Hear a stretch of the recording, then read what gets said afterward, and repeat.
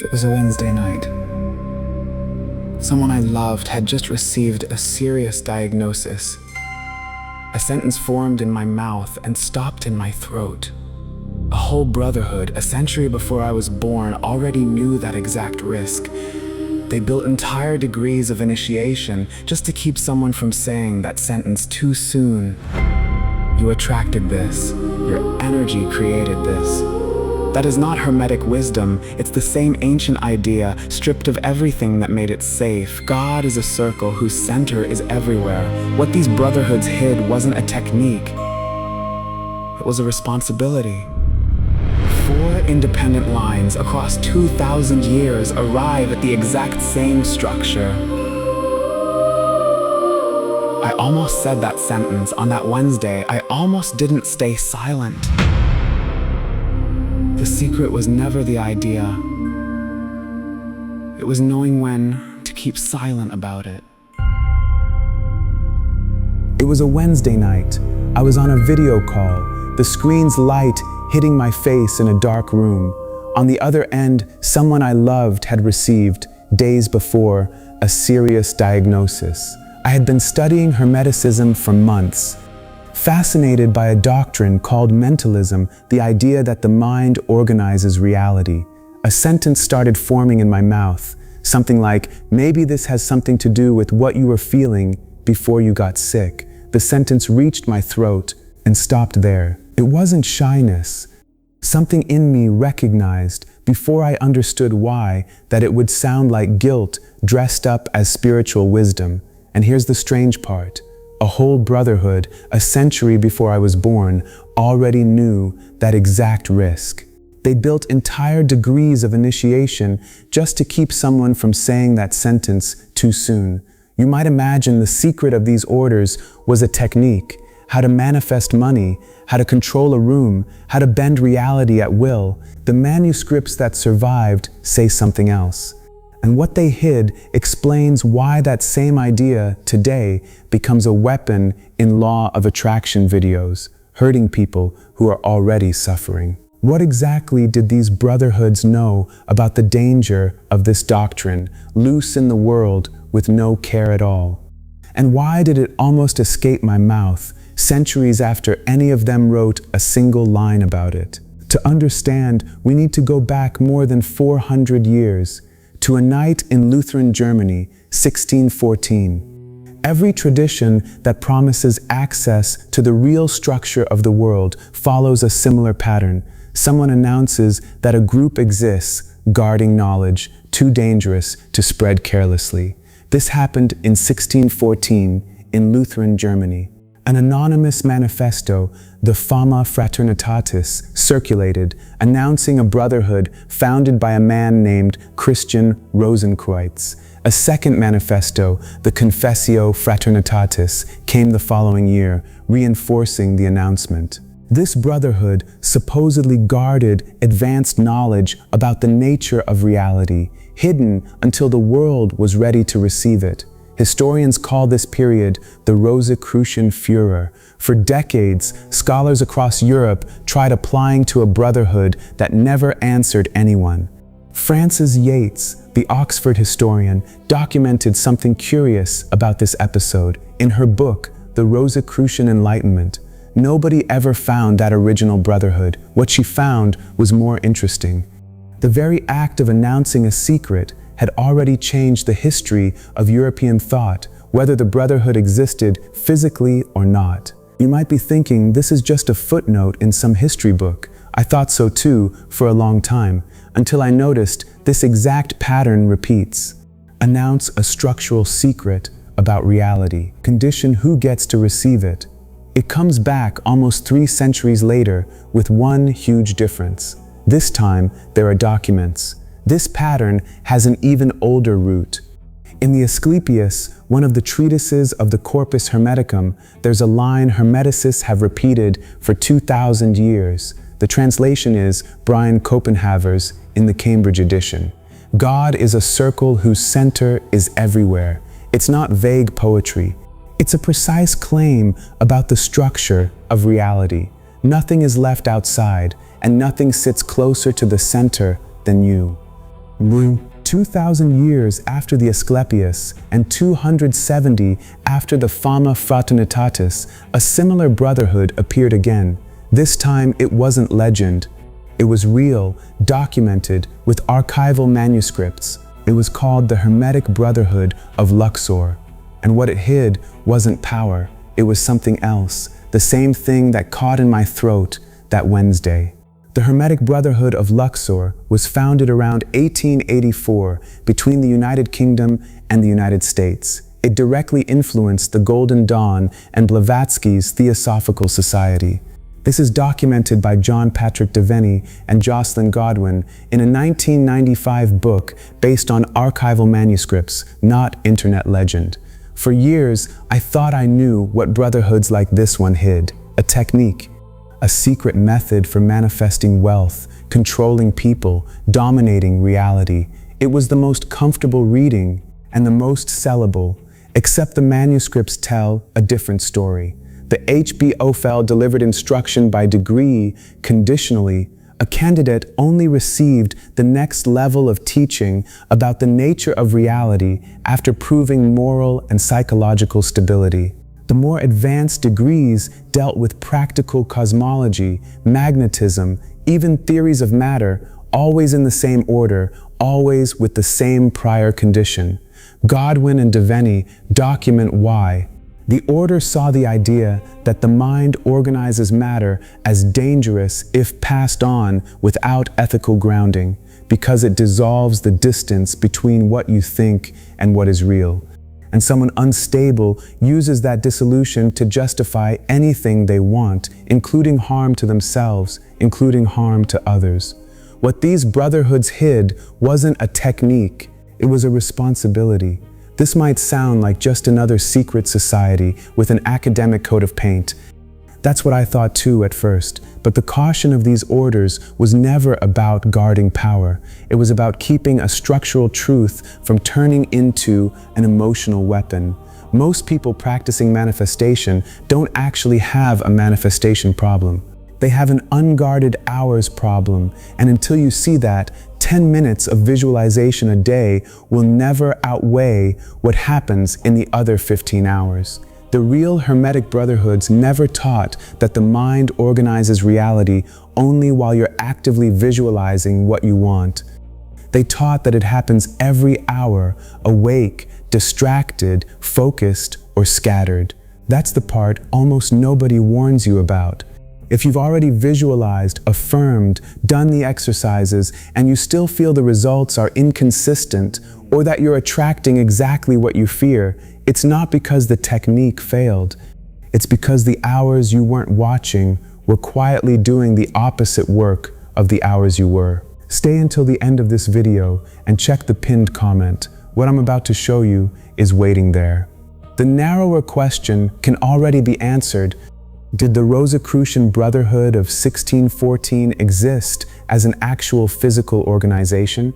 The honest answer, according to Yeats, is probably not. The Fama Fraternitatis was, most likely, a literary construction, a manifesto for intellectual reform disguised as an announcement of a secret order that resolves something real.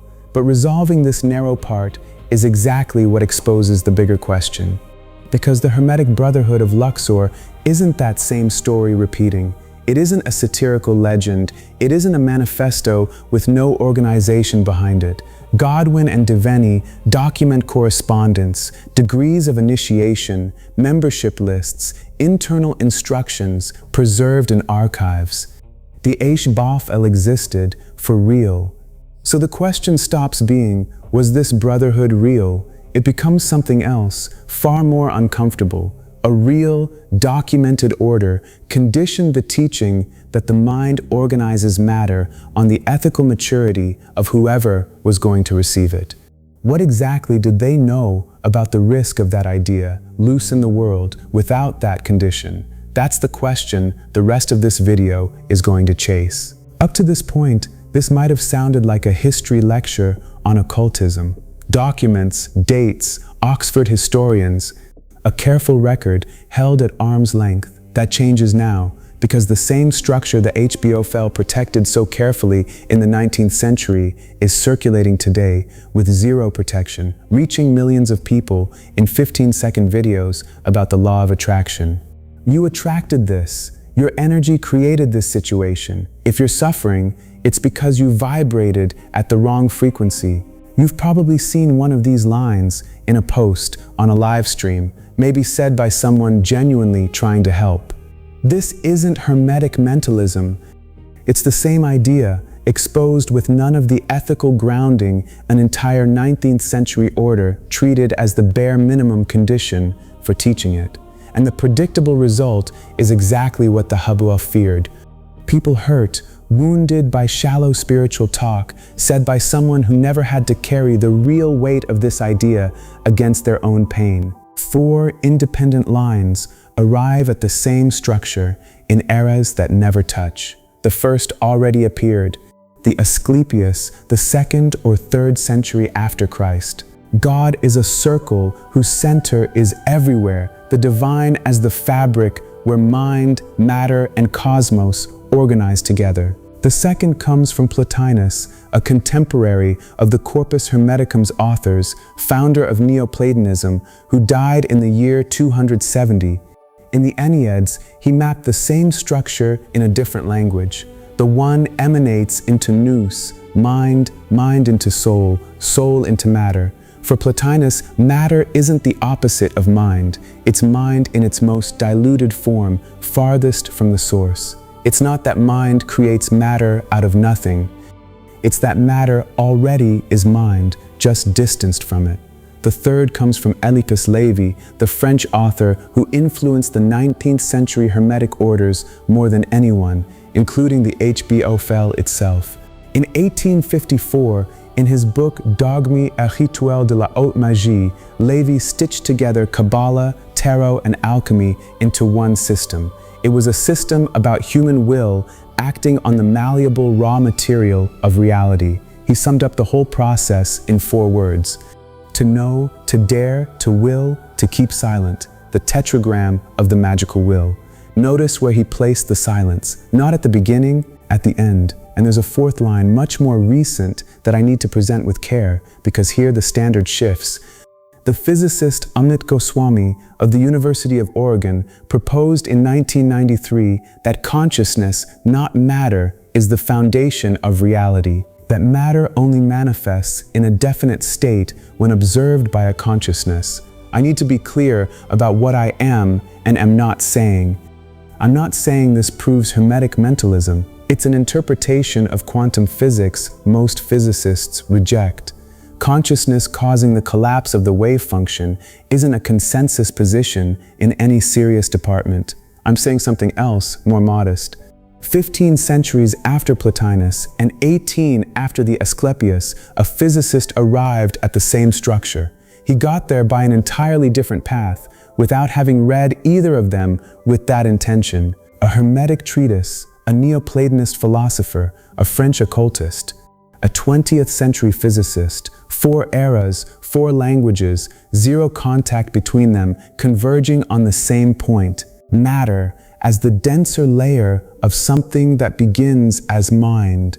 This doesn't prove the doctrine is true. It proves it wasn't invented by any one of these people alone. Here's what nobody is connecting. The Asclepius, Plotinus, and the Éliphas agree across 3 centuries and 3 different languages that material reality is a denser layer of mind. A physicist like Goswami arrives at the same structure by an entirely separate path.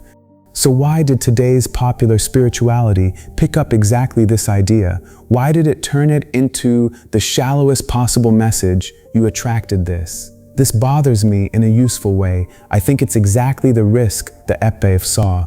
A deep structural truth, without the ethical grounding the Brotherhood required before teaching it, turns into a weapon against people who are already fragile. There's a dominant narrative about manifestation worth understanding as a mechanism before treating it as true or false.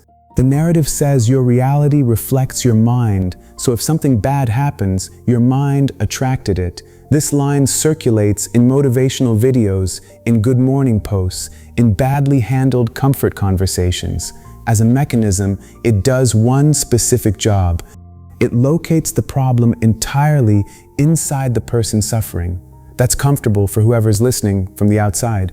If the cause sits in the victim, nobody else has to examine their own part. Not the system, not chance, not even the person giving the advice. The original Hermetic doctrine never said that. It said something more demanding, that the mind organizes matter over time through sustained patterns of attention. Not that every specific event in someone's life was caused by that person's thought in that exact moment. The difference between these two sentences looks small. It isn't. One asks for continuous responsibility over where your attention goes across years. The other asks for an instant scapegoat for any pain you can't explain. And it has one perverse advantage. It never demands anything from whoever's outside, only from whoever's already suffering. That's why this second version spreads so fast. It doesn't ask for practice, doesn't ask for time, doesn't ask for maturity. It only asks for one sentence, said with conviction, usually by someone who never had to test it against their own pain. The Hermetic Brotherhood of Luxor never feared the first sentence. It feared exactly the second, said by someone unprepared, against someone already suffering. And this is where the question turns personal, because that second sentence almost left my mouth on a Wednesday night in 2020. This is where analysis stops being enough, not because it failed, because the question left standing now isn't about what the doctrine says. It's about what to do with it once you understand it's true enough to hurt. Most channels talking about Hermetic Brotherhoods hiding teachings sell the idea that the secret was a technique of power, how to manifest wealth, how to control people, how to dominate reality. My reading of the Hermetic Brotherhood of Luxor suggests something far more uncomfortable. What these orders hid wasn't a technique, it was a responsibility. The idea that the mind organizes matter doesn't hand anyone more power. It removes every external excuse. And that's 10 times more dangerous than any ritual, because most people aren't ready to carry that responsibility honestly. They're ready to use it to blame whoever's suffering. This implicates me too, and it implicates you, not as an accusation, as a statement of where we both stand.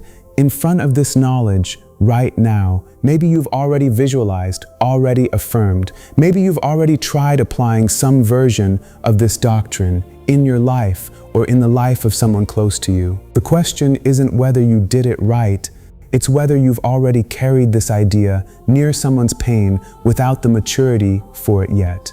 I hadn't. On one specific Wednesday in 2020, I almost didn't. The real initiatory test was never learning this doctrine.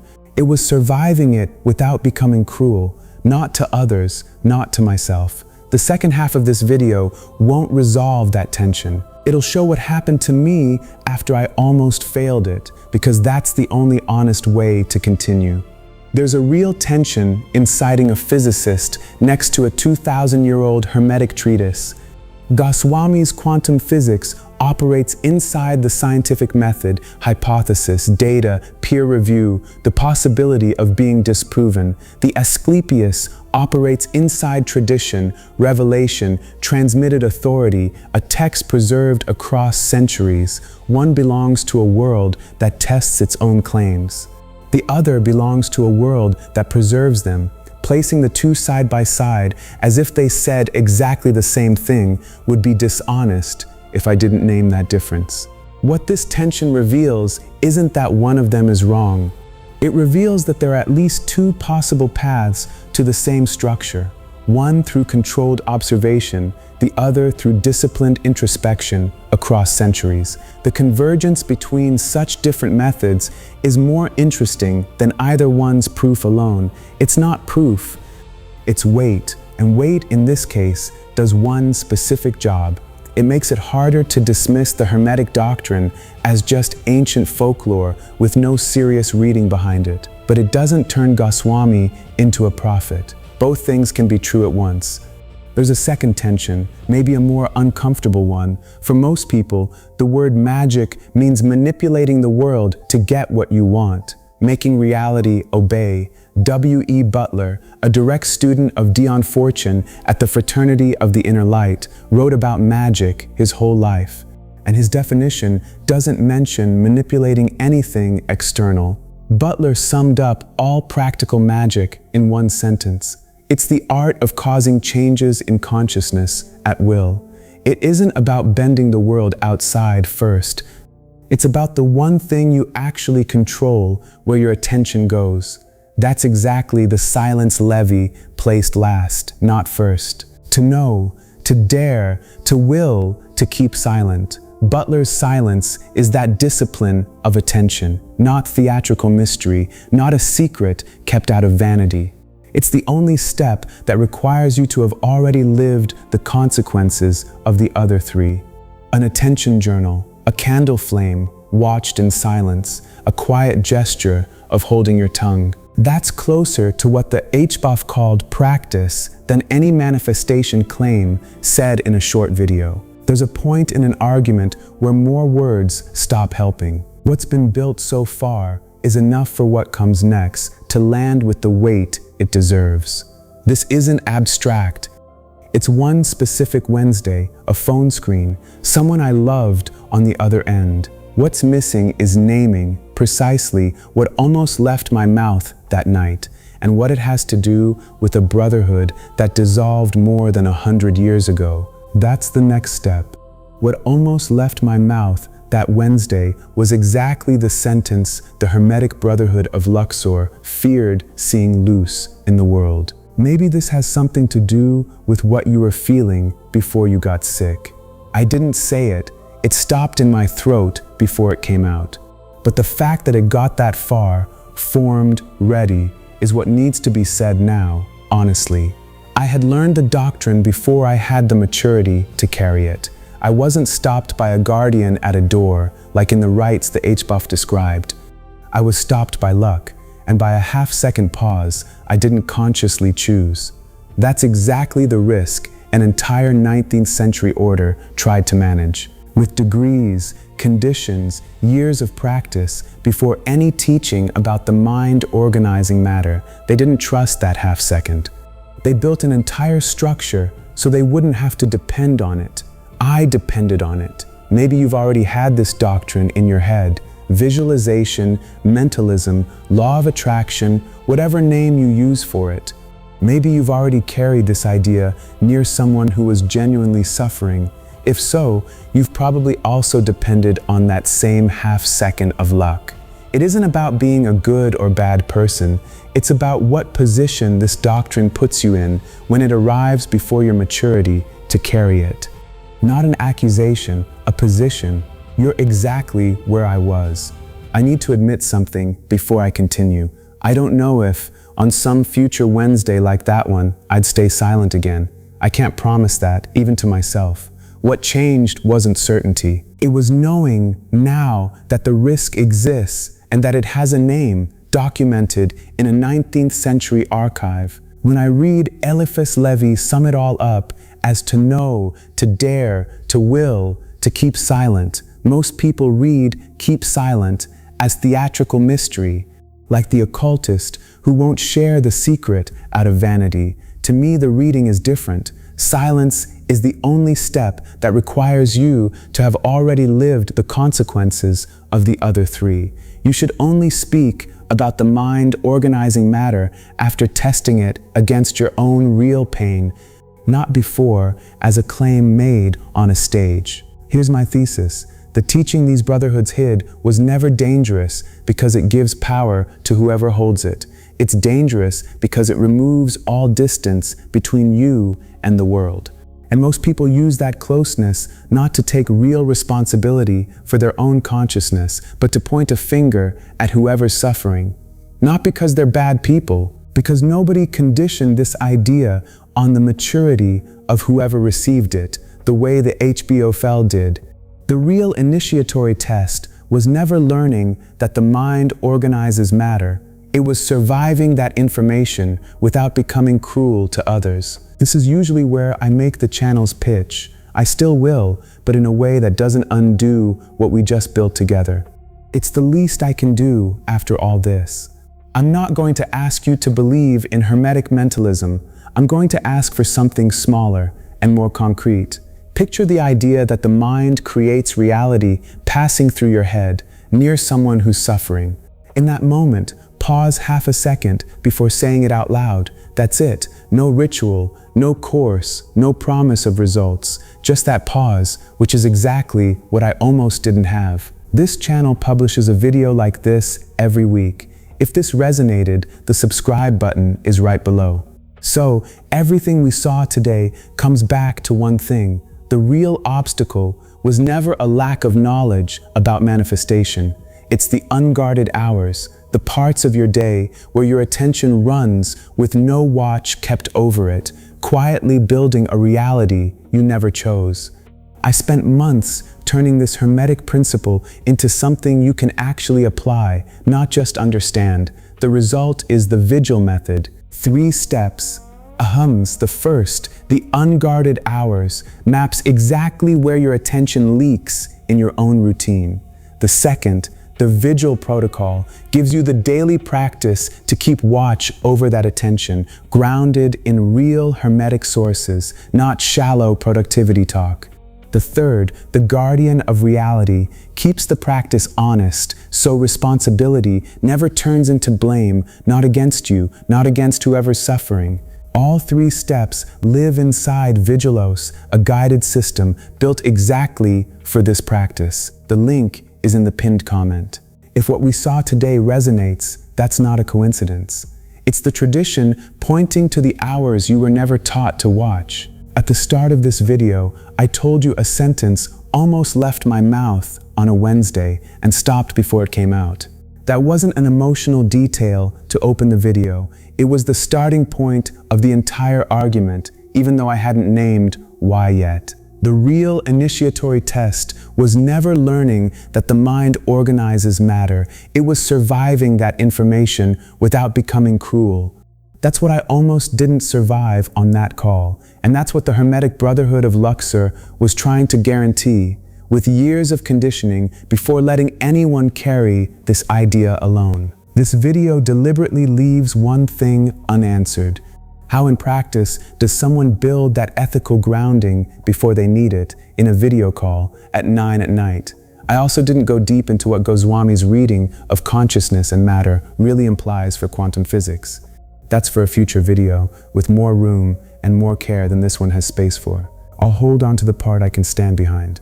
The doctrine the Hermetic Brotherhood of Luxor protected didn't ask for blind belief or automatic skepticism. It asked for time before speaking.